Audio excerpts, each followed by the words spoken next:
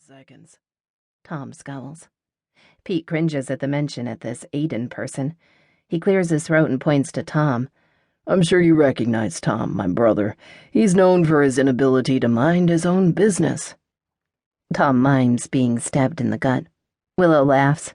Her gaze flits between her massive engagement ring and Tom. He stares at her with the same affection. Then his mischievous green eyes fix on me. I know that look. It's the way I used to look at the guys who were interested in Madison. He's protective. Must be the older brother. Though, come to think of it, the two of them look nothing alike. Tom turns to Pete. Did you get bored of casual sex, or are you two meeting for an afternoon quickie? Pete looks at me. He raises a brow. Play along? I nod. I can deflect attention from nosy family members. I have a lot of practice.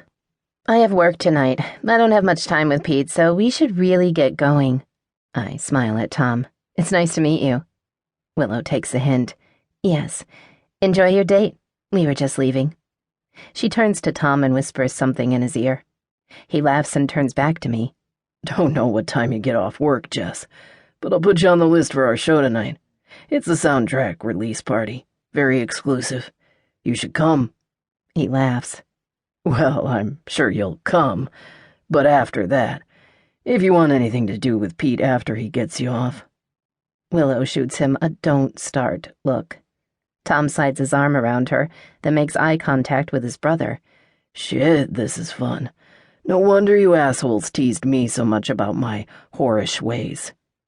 Willow rises to her tiptoes to whisper in Tom's ear. Only it's not quite a whisper. How about you get me off before my meeting? His eyes go wide. Fuck yes. He smacks her ass playfully, then pushes her to the door. She giggles and throws me a goodbye wave.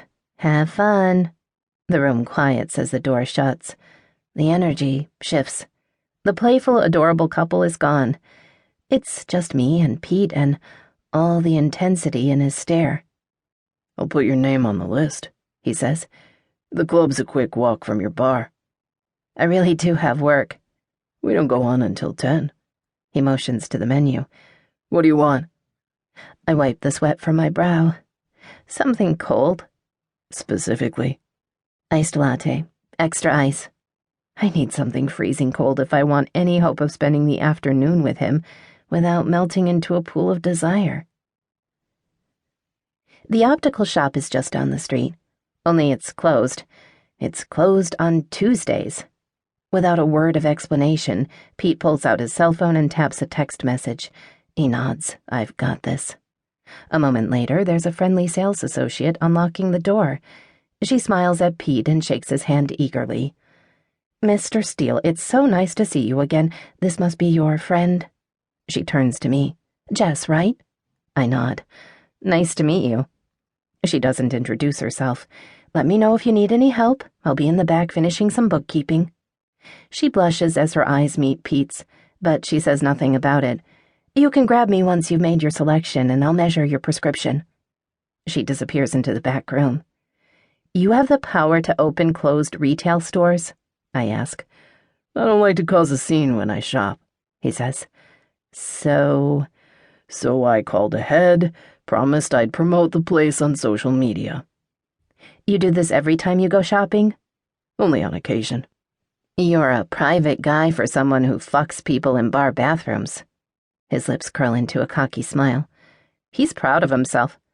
For the public sex or for getting that girl to scream at the top of her lungs. Hard to say.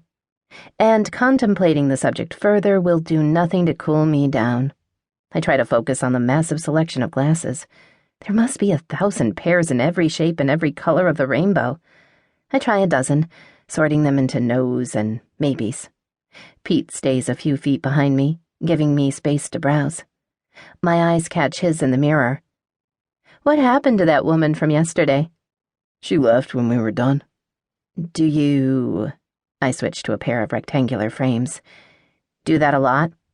He cocks a brow. It depends on what you mean by that. Have one-night stands? Last few months, yeah. Usually I avoid getting into other people's business, but I want to know more about him. Can I ask you something personal? His voice is light.